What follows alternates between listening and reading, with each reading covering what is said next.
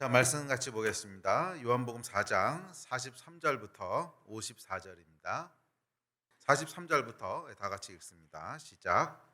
이틀이 지남에 예수께서 거기를 떠나 갈릴리로 가시며 친히 증언하시기를 선지자가 고향에서는 높임을 받지 못한다 하시고 갈릴리에 이르심에 갈릴리인들이 그를 영접하니 이는 자기들도 명절에 갔다가 예수께서 명절 중 예루살렘에서 하신 모든 일을 보았음이더라.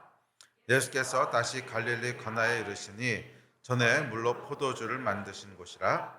왕의 신하가 있어 그의 아들이 가버나움에서 병들었더니 그가 예수께서 유대로부터 갈릴리로 오셨다는 것을 듣고 가서 청하되 내려오소서 내 아들의 병을 고쳐주소서 하니 그가 거의 죽게 되었습니다. 예수께서 이르시되 너희는 표적과 기사를 보지 못하면 도무지 믿지 아니하리라. 신하가 이르되 주여 내 아이가 죽기 전에 내려오소서. 예수께서 이르시되 가라 내 아들이 살아있다 하시니 그 사람이 예수께서 하신 말씀을 믿고 가더니 내려가는 길에서 그 종들이 오다가 만나서 아이가 살아있다 하거늘 그 낫기 시작한 때를 물은즉 어제 7시에 열기가 떨어졌나이다 하는지라. 그의 아버지가 예수께서 내 아들이 살아있다 말씀하신 그때인 줄 알고 자기와 그 온 집안이 다 믿으니라. 이것은 예수께서 유대에서 갈릴리로 오신 후에 행하신 두 번째 표적이니라. 아멘. 네, 오늘은 요한복음 4장 마지막 부분에 기록되어 있는 두 가지 사건을 살펴보려고 합니다. 첫째는 예수님의 고향 방문 사건이고 두 번째는 왕의 신하의 아들을 고치신 치유의 사건입니다. 이 두 사건은 그냥 겉으로 보기에는 그냥 별개 상관없는 그런 사건들처럼 보이지만 사실 깊게 들여다보면 요한이 공통된 주제를 가지고 기록한 사건인 것을 알 수 있습니다. 여기서 공통된 주제는 어떤 것이냐면 사람들이 가지고 있는 편견, 선입관, 고정관념에 대한 것입니다. 그러니까 예수님이 고향에서 능력을 행하시려고 하는데 아무런 능력을 행하시지 못하거든요. 그것도 사람들 안에 있었던 편견과 고정관념에 대한 것이고, 또 왕의 신하의 아들을 치유하실 때도 그 속에 믿음은 있었지만 그 믿음 속에 감춰져 있는 이런 건 될 거야, 이런 건 안 될 거야 하는 이 사람의 고정된 관념이 있죠. 이것을 예수님께서 다루시는 모습을 볼 수 있게 됩니다. 그래서 이 말씀을 통해서 오늘 우리 안에 있는 고정관념들도 예수 그리스도 앞에서 다 내려놓아지고 우리 믿음이 더 확장되는 그런 역사가 있기를 주의 이름으로 축원합니다. 아멘. 자, 먼저 고향 방문 사건부터 살펴보죠. 예수께서 고향 갈릴리로 가시면서 이렇게 말씀하십니다. 44절입니다. 시작. 친히 증언하시기를 선지자가 고향에서는 높임을 받지 못한다 하시고. 요한복음에 이렇게 간단하게 기록되어 있지만 사실은 마가는 이것을 조금 더 자세히 기록합니다. 마가복음을 참고해 볼까요? 자, 마가복음 6장입니다. 시작. 예수께서 거기를 떠나사 고향으로 가시니 제자들로 따르니라. 안식일이 되어 회당에서 가르치시니 많은 사람이 듣고 놀라 이르되 이 사람이 어디서 이런 것을 얻었느냐? 이 사람이 받은 지혜와 그 손으로 이루어지는 이런 권능이 어찌 되느냐? 이 사람이 마리아의 아들 목수가 아니냐? 야고보와 요셉과 유다와 시몬의 형제가 아니냐? 그 누이들이 우리와 함께 여기 있지 아니하냐 하고 예수를 배척한지라. 예수께서 그들에게 이르시되 선지자가 자기 고향과 자기 친척과 자기 집 외에서는 존경을 받지 못함이 없느니라 하시며 거기서는 아무 권능도 행하실 수 없어 다만 소수의 병자에게 안수하여 고치실 뿐이었고 그들이 믿지 않음을 이상히 여기셨더라. 이에 모든 촌을 두루 다니시며 가르치시더라. 아멘. 예수께서 고향에 방문하셨는데 거기서는 아무 권능도 행하시지 못했대요. 그냥 소수의 병자들만 고치시고 아무런 권능을 행하시지 못하셨다고 기록하고 있습니다. 예수님은 전능하신 하나님이신데 권능을 행하시지 않으셨다가 아니고 권능을 행하시지 못할 수 없었다 이렇게 기록합니다. 네, 권능을 행하실 수 없었다는 거예요. 전능하신 하나님이신데 아무런 권능을 행하실 수 없었습니다. 왜일까요? 네, 그렇죠. 사람들이 가지고 있는 편견, 사람들이 가지고 있는 선입견 또는 고정된 생각 때문이라고 마가는 그렇게 기록합니다. 마가의 기록에 보면 이는 마리아의 아들 목수가 아니냐? 이는 마리아의 아들 목수가 아니냐? 야고보와 요셉과 유다와 시몬의 형제가 아니냐? 그러니까 무슨 말이에요? 우리가 익히 잘 아는 사람 아니냐? 이 동네에서 쭉 커왔던 사람이고 지금도 가족들이 여기 살고 있는 우리가 잘 알고 있는 그 목수 예수 아니냐? 아니 그 목수가 어떻게 갑자기 하루아침에 선지자가 됐다? 이게 무슨 얘기냐? 뭐 이런 거죠. 그러니까 이 마을 사람들에게는 예수에 대해서 잘 안다고 하는 생각이 있었어요. 예수는 우리가 잘 아는데 목수인데 뭐 어느 날 갑자기 선지자는 무슨 선지자? 예수를 안다고 하는 이 편견 또는 선입견 또는 고정된 생각, 그것이 예수께서 하시는 일을 막았다는 것입니다. 여러분, 영적인 원리가 있습니다. 그 원리는 뭐냐면 우리의 믿음이 이렇게 제한되어 있잖아요. 그러면 우리가 하는 경험도 딱 그 제한된 안에서 일어난다는 거예요. 우리의 믿음이 고정관념으로 인하여 딱 제한되어 있어요. 예수는 이런 분이고 이런 건 할 수 있고 저런 건 할 수 없고 이렇게 딱 제한되어 있으면 우리가 경험하게 되는 하나님의 역사도 그 고정관념 안으로 제한된다고 하는 것입니다. 모든 사람들에게는 고정관념이 있습니다. 고정된 생각 또는 생각의 경계가 있죠. 뭐 예를 들면 자동차란 이런 거야. 뭐 건물은 이래야 돼. 여자는 이래야 돼. 아내는 이래야 돼. 남자는 이래야 돼. 뭐 이런 고정된 생각들이 있습니다. 그리고 가끔 가다가 이런 고정된 생각들을 깨고 뛰어넘는 사건이 등장하는데 이것을 혁명이라 그러죠. 성혁명이라 그러고 뭐 스마트폰 혁명이라 그러고 혁명이라고 합니다. 그리고 이 혁명이 사람들의 삶을 획기적으로 바꿉니다. 자, 예를 들어서 스마트폰이 지금 등장한 지 10몇 년 됐는데 이 스마트폰이 등장합니다. 혁명이죠.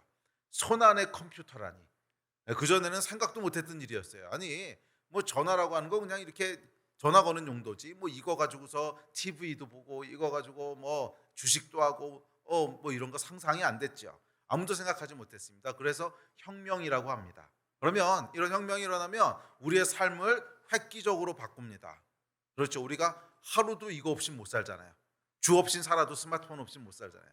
회개해야 되는데 주 없인 살아도 스마트폰은 없이는 살 수 없는 뭐 이렇게 산 게 얼마나 됐다고.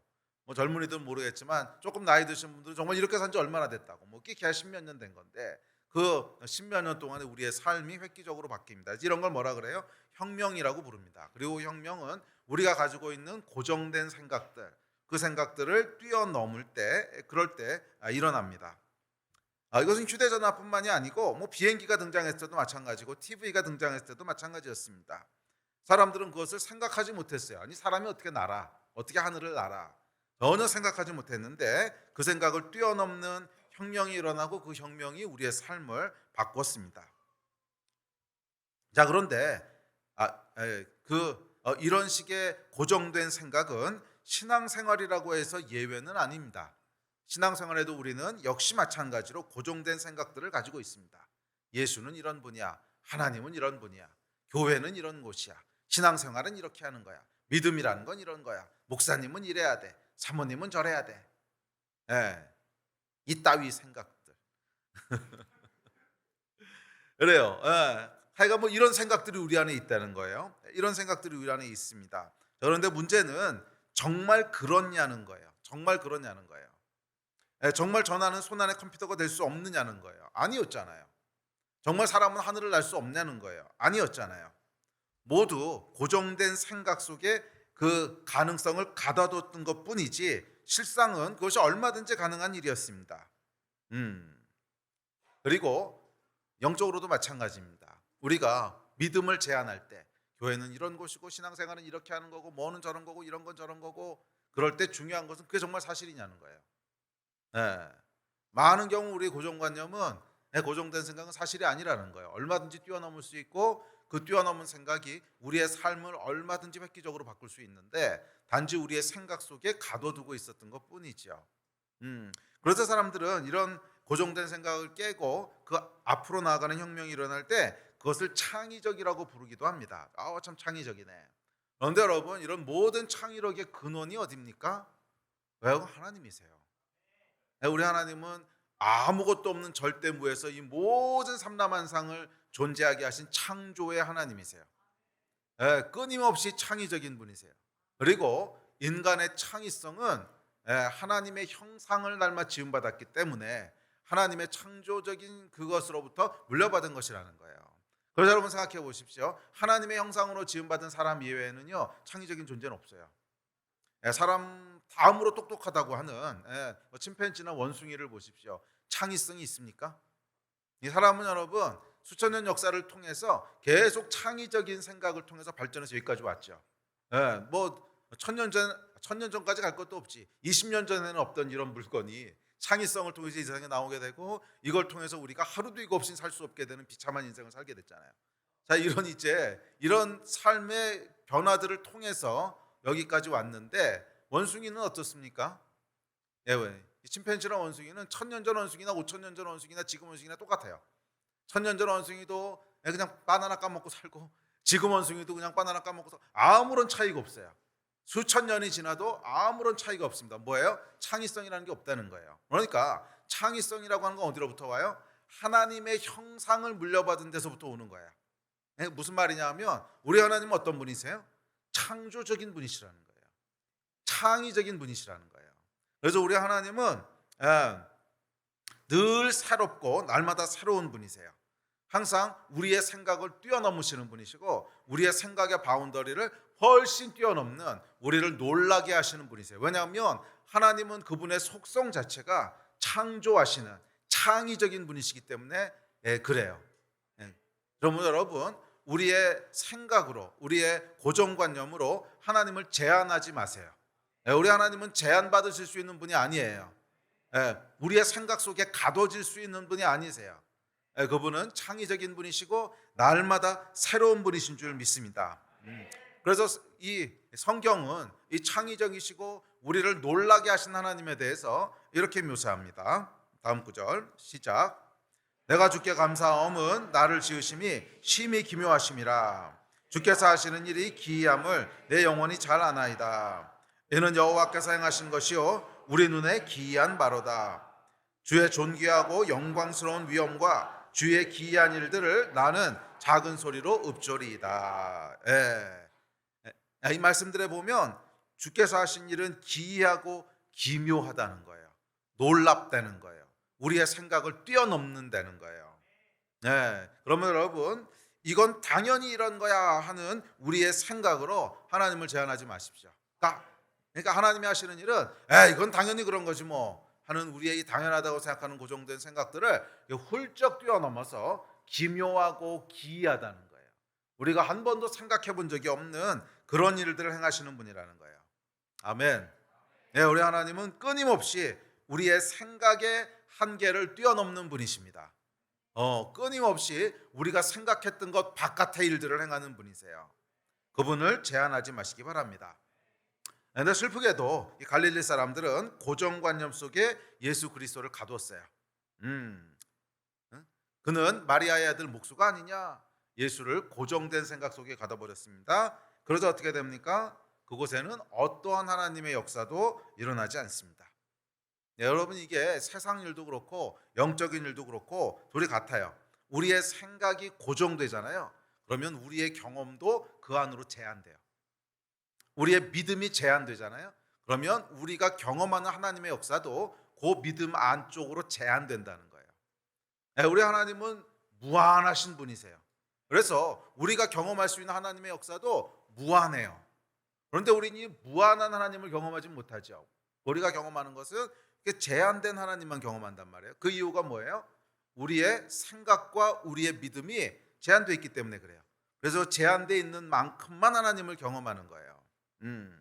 이 갈릴리 사람들이 이는 마리아의 아들 목수가 아니냐 하고 예수 그리스도를 고정된 생각 속에 가둬버렸을 때 하나님께서도 아무 권능을 행하시지 못했다는 거예요. 우리 하나님이 행하시려고는 새 일, 새 역사를 여러분 경험하기 원한다면 하나님을 제한하지 마십시오.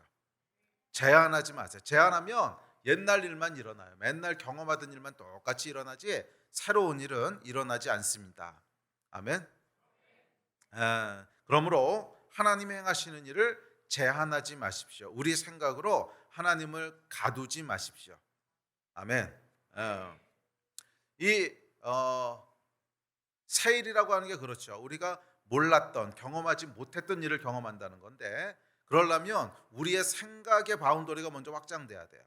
우리의 믿음의 바운더리가 먼저 확장돼야 돼요.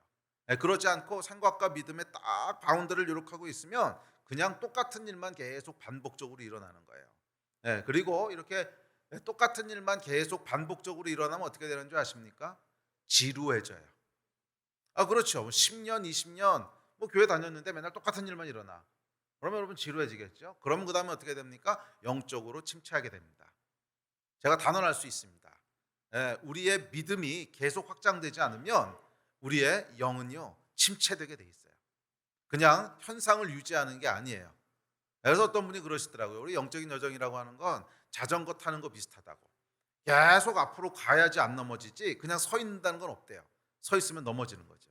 앞으로 가든지 넘어지든지 둘 중 하나라는 거예요. 우리 영성이라고 하는 게 그렇습니다. 우리의 믿음이 날마다 이렇게 확장되지 않으면, 믿음이 확장되지 않으면 그냥 현상을 유지하고 있는 게 아니라 반드시 정체된다는 거예요. 반드시. 왜? 지루하니까. 글쎄 한 1, 2년은 그렇게 갈 수 있을지 모르겠어요. 그런데 10년을 맨날 똑같은 밥만 먹는다고 생각해 보세요. 10년을 맨날 짜장면만 먹는다고 생각해 보세요. 못 먹죠. 그다음에 지루해진다는 거예요. 이게 영적으로 그렇다는 거예요. 새로운 하나님의 일을 경험하는 것이 아니라 10년, 20년을 똑같은 하나님의 옛날 일을 계속 반복하고 있어요. 그러면 지루해집니다. 그리고 지루해지면 영적으로 반드시 침체되게 돼 있습니다. 그래서 우리의 영성은 여러분 계속 새로운 하나님의 일들을 경험해야 돼요. 그리고 하나님은 그렇게 하시기를 원하시는 분이세요. 왜? 아침마다 새롭고 늘 새로운 분이시거든. 창조의 하나님이시거든. 그래서 하나님은 우리가 늘 새로운 하나님을 경험하기 원하고 늘 새로운 하나님의 역사를 경험하기 원하십니다. 우리 2023년이 새 일을 기대하는 해인데 이것은 2023년뿐만이 아니라 우리의 평생에 경험되어야 될 일인 줄 믿습니다. 날마다 새로운 하나님, 어제와는 또 다른 하나님, 내일은 또 다른 하나님, 1년 뒤와는 또 다른 하나님, 계속 새로운 하나님을 경험할 때 우리의 영이 충만해지는 거예요. 아멘. 네, 그러므로 하나님을 제한하지 마십시오. 하나님을 제한하는 순간 우리는 새 일을 가로막게 돼요. 갈릴리 사람들이 예수 그리스도를 제한했을 때 아무 권능도 행하실 수 없었던 것처럼 우리 하나님의 이 하나님을 제한하게 되면 우리는 새로운 일들을 경험하지 못하게 됩니다. 제한하지 마시기 바랍니다. 제가 간증을 하나 할게요. 저는 아주 보수적인 데서 이제 신앙생활을 했습니다. 그래서 무슨 치유, 은사, 성령 이런 거는 완전 히 담쌓고 살았고요. 성경 공부하고 제자 훈련하고 이런 것만 이제 했던 그런 곳에서 쭉 신앙생활을 했습니다. 그래서 제가 이제 목사가 되고 목회를 시작한 다음에도 제 사역에서 이런 일이 일어날 거라고 하는 건 생각을 못했어요. 그런 일은 불가능해. 아니 이게 불가능해라고 생각하는 건 오히려 그래도 나아요. 그거는 불가능한 일이 있다라고 하는 내 경계를 지금 인식하는 거거든요. 근데 아예 상상을 안 하고 기대를 안 하는 거예요. 이게 이제 최악인데 대부분의 고정관념은 다 그렇거든요. 이건 안 될 거야라고 생각하는 것은 그래도 50%는 온 거예요. 내가 안 될 거야. 내가 뭘 안 된다고 생각하는지는 인식하는 거거든. 그런데 대부분의 경우에는요. 그것 자체를 인식을 못 해요. 그냥 너무 당연하다고 생각하기 때문에 그냥 기대도 안 하고 상상도 안 하고 내 메뉴판에는 없는 거예요. 그냥. 그러니까 내가 생각하는 세계는 요만큼이지 여기는 존재하지 않는 세계인 거예요. 그게 우리의 고정관념이 이제 제한하는 거거든요. 그러니까 딱 고정관념 속에 제한이 되면 이건 불가능해라고 생각하는 건 그래도 낫고요. 그건 그래도 소망이 있고 여기는 그냥 존재하지 않는 거야. 내 인식 범위 밖에 있는 거라고 생각을 해요. 저도 그랬습니다. 그래서 성령의 역사라든지 치유라든지 이런 건 저기 조용기 목사님이나 이런 분이 하시는 거지. 내 메뉴 밖에 있는, 내 세상 밖에 있는 그런 거라고 생각하고 그러고 있었습니다. 그런데 어느 날이었어요. 한 20몇 년 전인데 그 당시에 전도사였는데 예배를 드렸는데 예배 때 저희 교회 분이 아닌데 이제 선교사님 한 분이 예배를 참석하러 오셨었어요. 근데 예배가 끝나고 나서는 저한테 와서 전도사님, 이제 그 당시 전도사였는데 전도사님 제가 내일 병원에서 수술을 받아야 되는데 기도를 좀 해주십시오. 이러는 거예요. 그래서 들어보니까 큰 수술은 아닌데 그렇다고 작은 수술도 아니에요. 그래서 기도를 해드렸습니다. 그런데 기도하면서요 믿음이 정말 1도 없었어요. 그냥 기도해달라고 하니까 기도하는 거지. 뭐 이 기도를 통해서 치유가 되고 기적이 일어나고 정말 그거는요 이렇게 생각 밖의 일이었어요. 그래서 그냥 아주 드라이하게 무미건조하게 기도를 해드렸습니다. 하나님 치료해 주시고 또 의사의 손을 주관해 주시고 아멘 뭐 기도를 했습니다. 근데 기도가 끝났는데 그 다음 날이 됐는데 이 선교사님이 흥분해 가지고 찾아오신 거예요. 그랬더니 목사님 전도사님 막 그러고 오신 거예요. 그래서 예 그랬더니 수술하러 병원에 갔는데 수술하려고 다시 검사를 해보니까 병이 깜짝같이 없어졌다는 거예요. 약끝이 없어져 가지고서 수술할 필요가 없게 됐다는 거예요. 누가 제일 놀랐을까요? 그렇죠. 제가 가장 놀란 거예요. 이거는 뭐지? 이거는 뭐지? 이건 전혀 제 메뉴에 없던 일이고 제 인식 밖에 있던 일인데 갑자기 벌어진 거예요. 이거는 뭐지? 내가 기도해도 치유가 일어나네. 제 고정관념이 깨지는 순간이었고 제 믿음이 확장되는 순간이었습니다. 기도하면 병이 날 수 있구나. 내가 뭐 조영기 목사님이 기도해서 난 건 알고 있었는데 내가 기도해도 병이 날 수 있구나. 내 사역에서 치유가 일어날 수 있구나 하는 제가 제안하고 있고 제가 안 된다고 생각하고 있던 고정관념이 깨지고 제 믿음이 확장되는 순간이었습니다. 그리고 제 믿음이 확장됐을 때 제가 경험하는 것이 확장되더라고요. 그 전까지는 절대 일어날 수 없을 거라고 생각했던 성령의 역사들도 일어나고 은사들도 나타나고 뭐 이런 것들을 교회가 경험하게 됐습니다.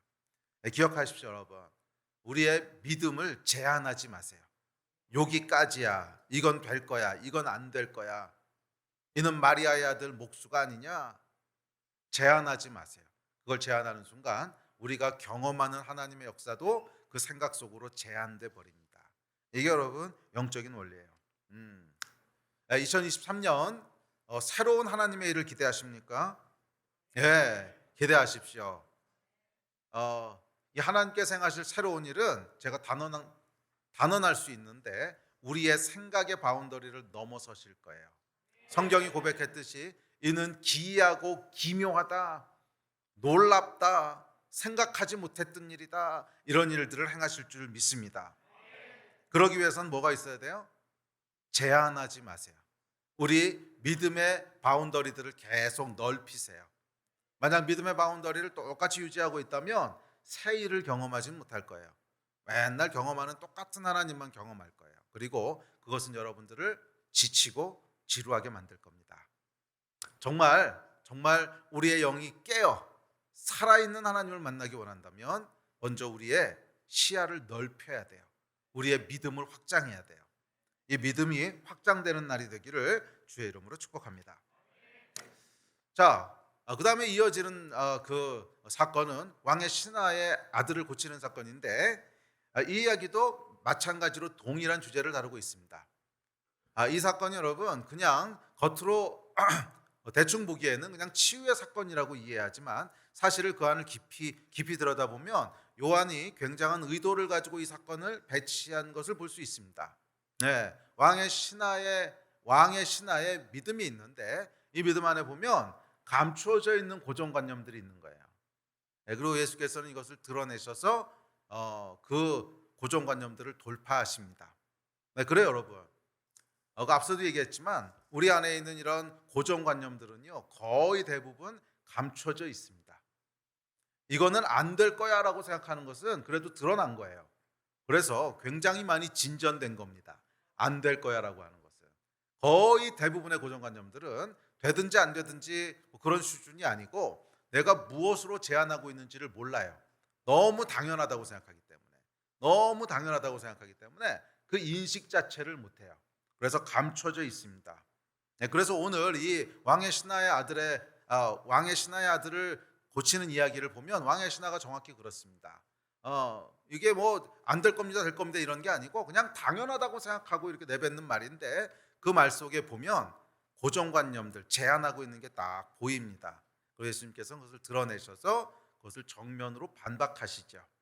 자, 왕의 신하의 이야기를 통해서 우리 안에 감춰져 있는 고정관념들이 무엇인지를 다시 한번 들여다보고 오늘 것들이 드러나게 되고 오늘 것들이 돌파되는 믿음이 확장되는 날이 되시기를 주의 이름으로 축원합니다.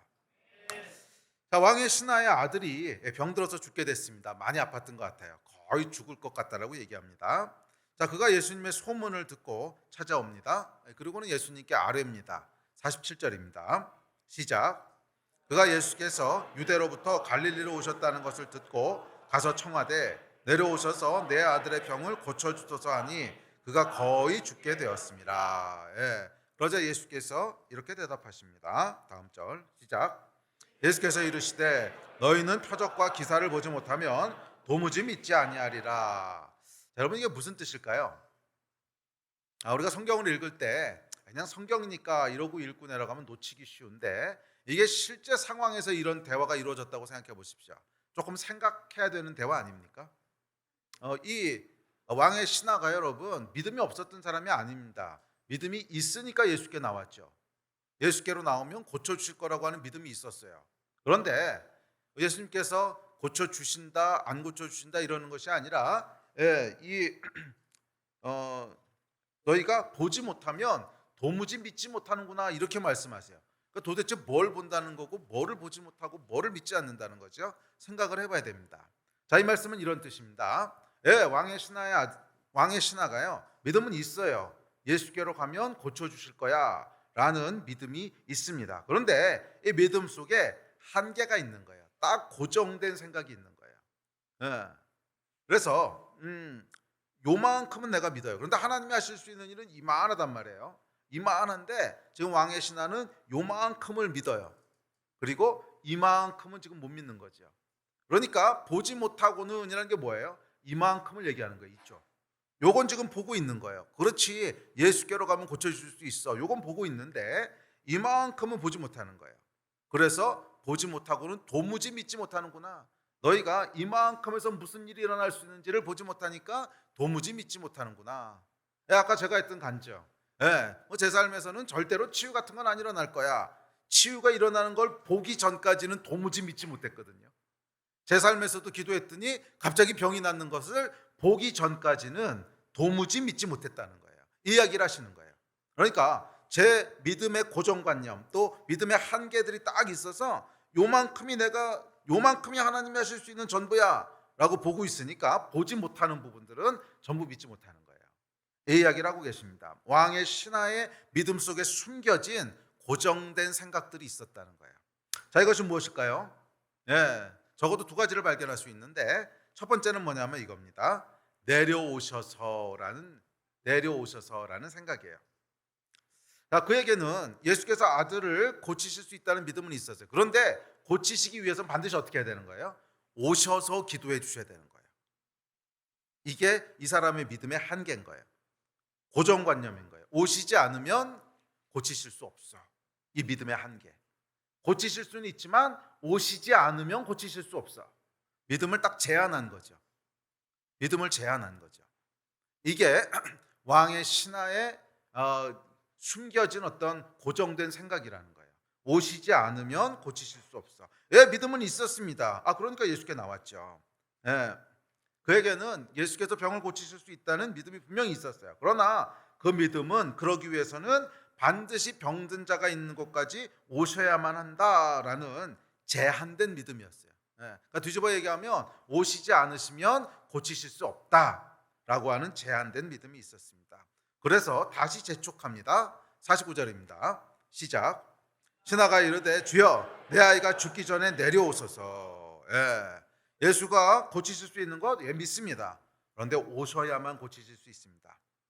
이 제한되고 고정된 생각을 향해서 예수께서 이렇게 말씀하십니다. 다음 절입니다. 시작. 예수께서 이르시되 가라 내 아들이 살아있다 하시니 그 사람이 예수께서 하신 말씀을 믿고 가더니 가라 내 아들이 살아있다. 예수의 이 말씀이 왕의 신하에게 임했습니다. 제한된 믿음 위에 임했습니다. 고정된 생각 위에 임했습니다. 그러자 어떻게 됩니까? 새로운 믿음이 그 안에서 일어나기 시작합니다. 믿음은 어디서 와요? 들음에서 오며. 믿음은 들음에서 오며. 예수의 말씀이 임하자 그 말씀을 들었거든요. 그랬더니 이 왕의 신하 안에 그 전까지는 없던 새로운 믿음이 생겨나기 시작한 거예요. 전에 있던 믿음을 대체하는 건 아닙니다. 그러나 그 믿음이 확장되는 거죠. 믿음이 확장되는, 그러니까 예전에는 없던 새로운 믿음이 확장돼서 거기에 더해진 거예요. 언제? 말씀을 들을 때. 말씀을 들을 때. 그 사람이 예수의 하신 말씀을 믿고 가더니. 자, 그래서 여기서 이제 이 왕의 신하의 믿음은 이전과는 다른 믿음이었습니다. 47절에서 이 왕의 신하가 예수께 나올 때 믿음이랑 지금 50절에서 그 말씀을 듣고 갈 때의 믿음은 다른 믿음이라는 거예요. 올 때의 믿음은 고치실 수는 있지만 오셔야만 해라는 제한된 믿음이었다면 50절에서는 시공간을 초월하시는 분이시네, 오시지 않고도 고치실 수 있네, 확장된 새로운 다른 믿음을 가지게 됐습니다. 그리고 이 새로운 믿음 위에 새로운 일을 경험하게 됩니다. 꼭 기억하세요, 여러분. 새로운 믿음 위에 새로운 일을, 새로운 역사를 경험하게 되는 거예요. 다음 절 읽어봅시다. 시작. 내려가는 길에서 그 종들이 오다가 만나서 아이가 살아있다 하거늘 그 낫기 시작한 때를 물은즉 어제 7시에 열기가 떨어졌나이다 하는지라. 그의 아버지가 예수께서 내 아들이 살아있다 말씀하신 그때인 줄 알고 자기와 그 온 집안이 다 믿으니라. 아멘. 예, 그의 아들이 살아나는 것을 경험하게 됩니다. 그리고 온 집안이 다 예수를 믿게 됩니다. 아멘. 언제? 그의 믿음이 확장됐을 때, 그의 믿음의 바운더리가 무너졌을 때, 이때 새로운 하나님의 일을 경험하게 됐다는 거예요. 꼭 오셔야만 고치실 수 있는 것이 아니구나. 그분은 시공간을 초월하여 역사하시는 제한이 없으신 하나님이시구나. 그의 믿음이 확장됐습니다. 기억하세요, 여러분. 우리의 믿음이 확장될 때, 믿음이 새로워질 때 새로운 일을 경험하게 되는 거예요. 믿음이 새로워질 때 새로운 하나님을 경험하게 되는 거예요. 아멘. 그러면 여러분, 믿음을 제한하지 마십시오. 제한하고 있던 것들이 있다면 오늘 다 풀어지는 날이 되기를 예수 이름으로 축복합니다.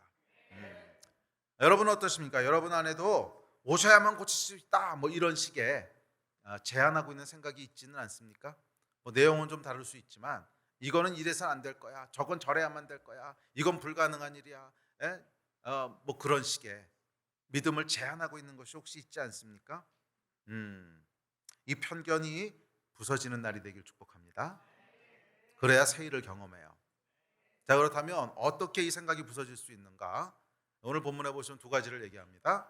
듣고 갔더니, 이 두 가지가 있어야 돼요. 듣고 갔더니, 첫째는 말씀을 들어야 되고 둘째는 그 말씀에 의지해서 앞으로 나가야 돼요. 그랬을 때 믿음의 확장이 일어납니다. 첫째는 여러분, 말씀을 들어야 됩니다.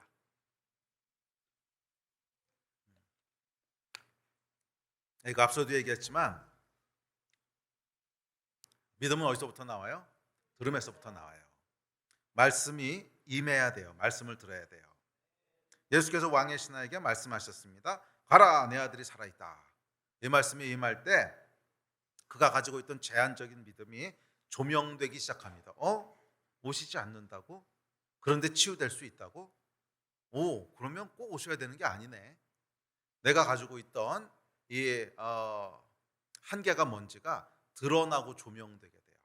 자, 앞서도 얘기했지만 우리가 가지고 있는 믿음의 한계들은 거의 대부분이 숨겨져 있습니다. 거의 대부분이 인식하지 못합니다. 너무 당연하다고 생각하는 거예요.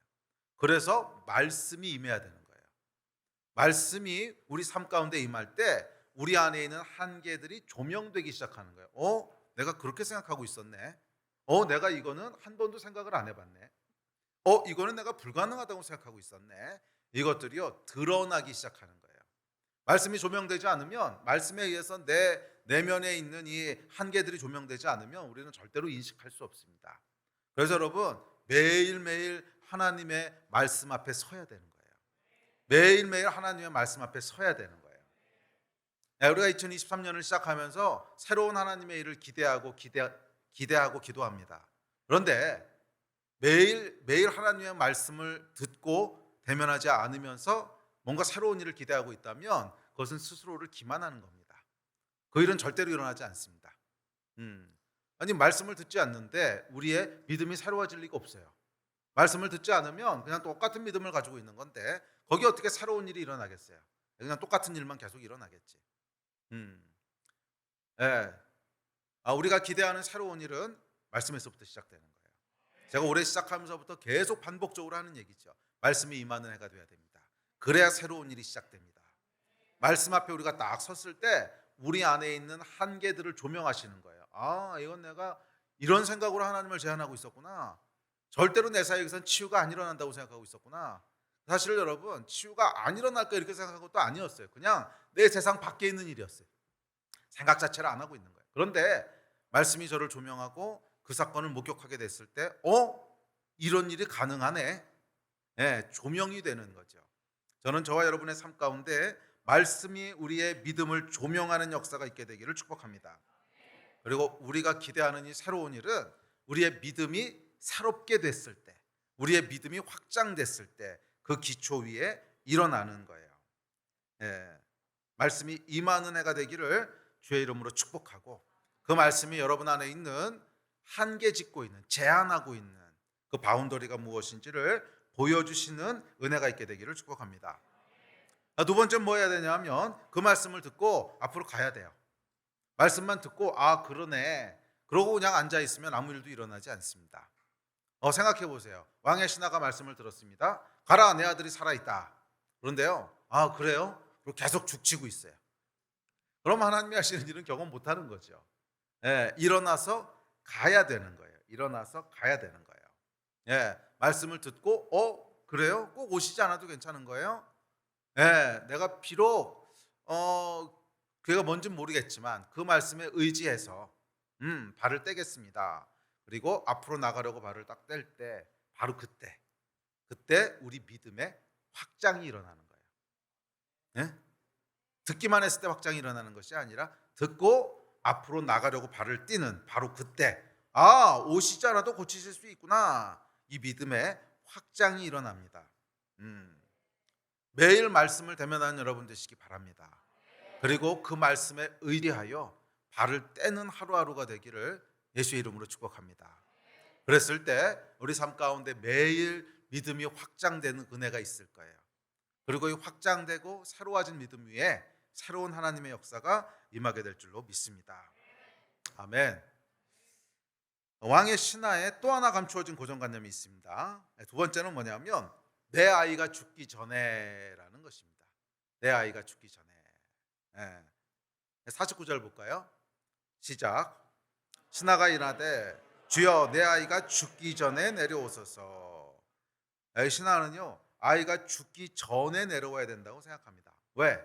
죽고 나면 끝났다고 생각하는 거예요. 병은 고칠 수 있지만 죽은 건 어떻게 못하실 거야, 제한하고 있는 거죠. 자, 그런데 여러분, 이 제한된 믿음이 사실이었습니까? 사실이 아니잖아요. 요한복음 11장에 가보면 죽은 나사로를 살리시잖아요. 그러니까 사실 예수님께는 병든 거나 죽은 거나 차이가 없었단 말이에요. 그런데 왕의 신하의 믿음은 병든 것하고 죽은 거를 다른 걸로 보는 거죠. 믿음을 제한한 거예요. 자, 그래서 이 편견을 깨시려고 예수께서는 일부러 나사로가 죽을 때까지 나중에 기다리십니다. 다음 구절 한번 보실래요? 시작. 나사로가 병들었다 함을 들으시고 그 계시던 곳에 이틀을 더 유하시고. 그래서 이틀 더 유하시고 난 다음에 이제 나사로가 죽습니다. 그랬더니 제자들한테 이제 나사로가 죽었다, 가자 그러세요. 그러니까 뭐예요? 제자들 안에 있는 편견을 깨시려고 했던 거죠. 가서 병을 고쳐주시면 그럼 병은 고쳐지겠지만 제자들 안에는 여전히 그 편견이 남아있을 거 아니에요. 병은 고치시지만 죽으면 어쩌실 수 없어. 근데 이 편견을 깨시기 위해서 일부러 지체하십니다. 일부러 기다리셨다가 죽고 나자 나사로에게 갑니다. 자, 왕의 신하에게도 똑같은 편견이 있었습니다. 똑같은 고정된 생각이 있었어요. 병은 고치시겠지만 죽은 건 고치실 수 없어. 근데 문제는 이 편견이 사실이 아니라는 거예요. 예수께서는 죽은 자를 살리실 수 있습니다. 아멘. 그러므로 여러분, 하나님을 제한하지 마십시오. 우리 하나님은 무한하신 분이세요. 무한한 역사를 행하실 수 있는 분이세요. 그런데 문제는 뭐예요? 우리 믿음이에요. 우리의 믿음이 계속 우리가 경험할 수 있는 걸 제한하는 거예요. 요만큼은 돼, 이건 안 돼, 이건 불가능해. 우리가 제한할 때 우리가 경험하는 것이 제한되고 맙니다. 그러면 여러분 제한하지 마십시오. 혹시 여러분 지금까지 한 번도 경험해 본 적이 없는 일들이라면 그런 일도 하나님이 하시면 얼마든지 일어날 수 있지. 그렇게 믿음을 넓히시라는 거예요. 그건 안 될 거야. 이건 이럴 거야. 자꾸 제한하지 마시고 내 삶에 아직 경험되지 못했지만 하나님이 무한하신 분이신데 하나님이 원하시면 경험할 수 있지. 믿음을 먼저 넓히시라는 거예요. 이것이 먼저 준비가 돼야 이 기초 위에 하나님을 경험할 수 있어요.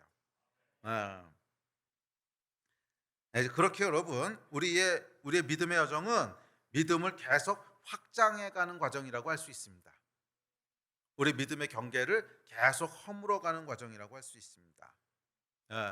그래서 어제의 나의 믿음과 오늘의 믿음이 달라야 되고요. 오늘의 믿음과 내일의 믿음이 달라야 돼요. 올해의 믿음과 내년의 믿음이 달라야 돼요. 아멘. 서 있을 수는 없어요. 앞으로 가든지 넘어지든지 둘 중 하나예요. 넘어지는 여러분이 아니라 계속 앞으로 가신 여러분 되시기를 바랍니다. 우리의 믿음이 확장되지 않으면 어떻게 된다고요? 똑같은 일만 반복되는 거예요. 그럼 어떻게 된다고? 지루해져요. 지루해지면 어떻게 된다고요? 영적으로 침체돼요. 넘어지는 거예요. 그러면 여러분 매일매일 새로운 하나님을 경험하게 되기를 예수 이름으로 축복합니다. 어제와는 다른 하나님, 작년과는 다른 하나님, 매일매일 새로운 하나님을 경험하는 은혜가 있기를 축복합니다. 그래서 오늘 본문 말씀에도 보면 47절의 왕의 신하의 믿음과 50절의 믿음과 53절의 믿음이 다 달라요. 47절에서는 그냥 단순한 믿음을 가지고 나옵니다. 병을 고쳐주실 거야. 그런데 50절에서는 오시지 않아도 고치실 수 있네. 믿음이 확장됩니다. 그리고 53절에서는 그 일을 경험합니다. 새 일을 경험하면서 와, 하나님은 내 생각을 뛰어넘으시는 분이네. 또 다른 믿음으로 확장되게 됩니다. 그래서 요한이 던지고 있는 메시지가 저는 이거라고 믿습니다. 우리의 믿음은 이와 같이 예수 앞에서 계속 확장돼 가야 된다는 거예요. 처음부터 완전한 믿음을 가진 사람은 없습니다. 처음에는 그냥 요만한 믿음으로 시작하는 거예요. 그렇지만 예수 그리스도와 동행하면서 특별히 그분의 말씀을 대면하면서 예수님은 말씀이시잖아요. 말씀이신 이분을 대면하면서 우리의 믿음이 47절에서 50절로 50절에서 53절로 작년에서 올해로 올해에서 내년으로 어제에서 오늘로 오늘에서 내일로 계속 확장되어 간다는 거예요. 이런 여러분들 되시기를 주의 이름으로 축복합니다. 매일매일 새로워지는 은혜가 있기를 주의 이름으로 축원합니다. 아멘. 예배팀 앞으로 나오십시오.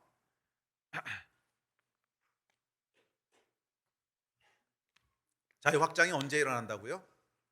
말씀을 듣고 그 말씀에 의지하여 앞으로 나갈 때, 말씀을 듣고 그 말씀에 의지하여 앞으로 나갈 때, 이 왕의 신하의 믿음이 그렇게 확장됐어요. 예수의 말씀을 듣고 갔더니 저와 여러분의 삶 가운데도 말씀을 듣고 앞으로 가는 그 역사가 있기를 축원합니다. 그럴 때 우리의 믿음이요 이렇게 막 확장될 거예요. 어제와는 다르게 늘어날 거예요. 새로워질 거예요. 아멘. 말씀을 마무리합시다. 여러분의 믿음이 마지막으로 확장된 건 언제였습니까? 혹시 10년 전은 아니세요? 그렇다면 큰일이지. 여러분의 믿음이 마지막으로 확장된 건 언제였습니까? 혹시 10년 동안 똑같은 믿음을 갖고 계신 건 아니에요? 여러분이 와, 예수님이 이런 분이셨어, 새롭게 예수를 알게 되는 그 마지막 사건이 언제였습니까? 이것도 혹시 10년 전 아니셨습니까? 그렇다면 정말 주여입니다. 주여. 혹시 여러분의 삶 가운데 신앙생활 패턴이 마지막으로 바뀐 건 언제였습니까? 그것도 혹시 10년 전 아니었습니까? 여러분, 우리 삶에 고정관념이 깨지는 것을 뭐라 그랬죠? 혁명이라고 했잖아요. 이게 등장하는 것을. 그리고 이런 고정관념이 깨지는 혁명 사건이 일어나면 우리 삶은 바뀌어요. 안 바뀔 수가 없어요. 이걸 중심으로 그냥 살아가는 거예요. 우리의 믿음의 확장이 일어나면 신앙생활이 똑같을 수가 없어요. 믿음의 확장이 일어난다고 하는 것은 내 안에 있는 고정되어 있던 생각이 깨진다는 건데, 이 혁명이 일어나면 우리의 삶은 바뀌게 돼 있어요. 그래서 만약 우리의 신앙생활의 패턴이 마지막으로 바뀐 것이 10년 전이라면 10년 전에 여러분의 믿음의 확장이 일어나고 그 후로는 안 일어났다는 뜻이에요. 너무 죄송하지만 만약 정말로 그렇다면 만약 10년 동안 똑같은 모습으로 신앙생활하고 있고 우리의 믿음이 10년 동안 바뀌지 않았다면 죄송하지만 여러분의 하나님은 죽은 하나님입니다. 하나님이 죽으실 수는 없죠. 살아계신 분이시니까. 우리 믿음이 죽은 믿음이라는 거예요. 우리가 섬기는 하나님은 죽은 하나님이라. 그렇죠 여러분. 10년 동안 미동도 하지 않고 요동도 않고 가만히 있으면 그게 죽은 거지 산 겁니까? 아니 어떻게 살아있는데 10년 동안 하나도 안 바뀌고 가만히 있을 수도 있어요. 이거 불가능한 일이잖아요. 만약 우리 하나님이 정말로 10년 동안 똑같은 분이었다면, 우리의 믿음이 10년 동안 똑같다면 10년 동안 한 번도 움직인 적이 없다면 그거 죽은 거예요. 아니요, 우리 하나님은 살아계신 분이세요. 어제와 오늘이 다르고 오늘과 내일이 다르신 분이세요. 날마다 새로운 분이세요. 그렇기에 우리의 믿음도 살아있어야 됩니다. 살아계신 하나님을 바라보는 것이 믿음인데, 하나님이 날마다 새로우신데 우리 믿음이 어떻게 고정되어 있을 수 있어요? 그 하나님 앞에서 우리의 믿음도 어제와 다르고 내일 다르고 1년 뒤와 달라야 돼요. 그래야 살아있는 믿음이에요. 그래야 우리는 살아계신 하나님을 섬기는 것입니다. 아멘. 우리 하나님은 기억하십시오. 살아계신 하나님이십니다. 어제와 오늘이 다르고 오늘과 내일이 다른 분이세요. 작년과 올해가 다르고 올해와 내년이 다른 분이세요. 그러므로 우리의 믿음도 정체되어 있을 수 없어요. 우리의 믿음도 어제와 오늘이 다르고 오늘과 내일이 다른 거예요. 우리의 믿음도 작년과 올해가 다르고 올해와 내년이 달라야만 합니다. 우리의 믿음은 여러분 날마다 확장돼야 돼요. 날마다 새로워져야 돼요. 어떻게? 말씀을 듣고 그 말씀에 의지하여 앞으로 나아갈 때 매일매일 우리의 믿음이 달라지는 거예요. 내가 내 생각으로 하나님을 이렇게 제한하고 있었구나. 내가 내 생각으로 나의 믿음을 이렇게 제한하고 있었구나. 말씀 앞에서 날마다 이 한계들이 조명되는 거예요. 그리고 그 말씀에 순종하여 앞으로 나아갈 때 날마다 우리의 믿음이 확장되고 새로워지는 거예요. 아멘. 이게 여러분 믿음의 여정인 줄 믿습니다. 그리고 우리의 믿음이 새로워지고 확장될 때 그 새로워진 믿음의 기초 위에 새로운 하나님의 역사가 부어지는 줄 믿습니다. 아멘. 여러분의 하나님은 어떤 하나님이십니까?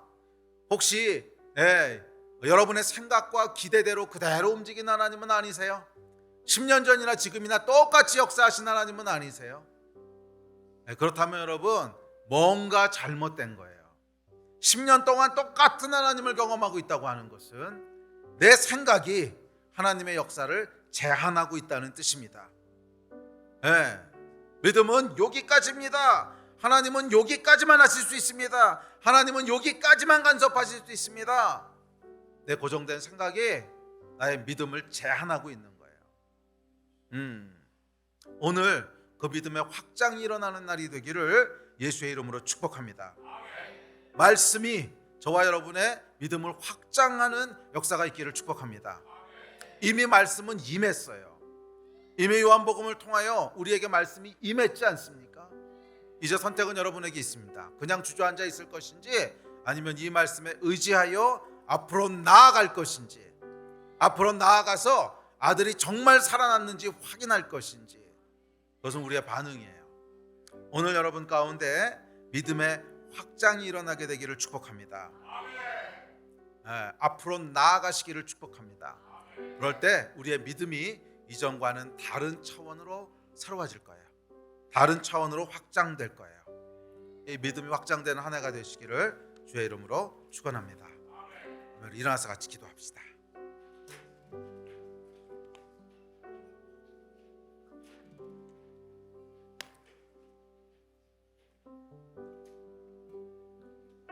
우리 함께 기도합시다. 하나님, 우리 안에 믿음이 새로워지기를 간절히 기도합니다.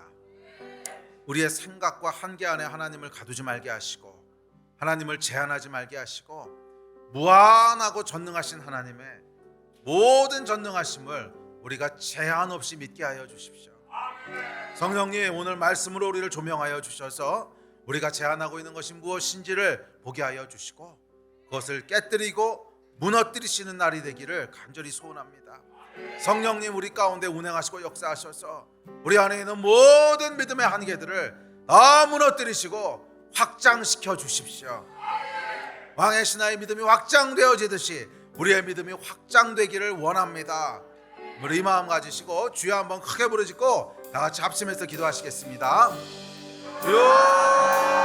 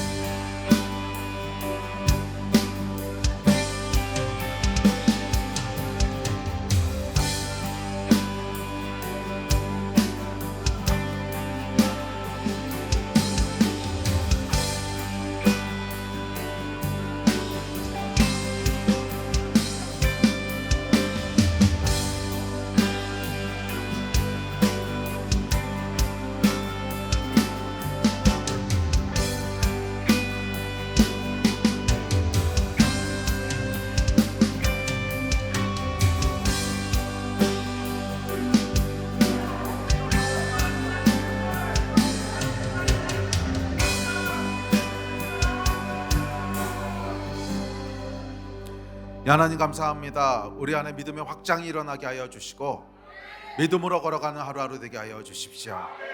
우리 안에 있는 모든 장벽들은 다 무너질지어다. 새로운 날이 시작될지어다. 믿음으로 걸어가는 날이 될지어다. 감사합니다. 예수 그리스도의 이름으로 기도했습니다.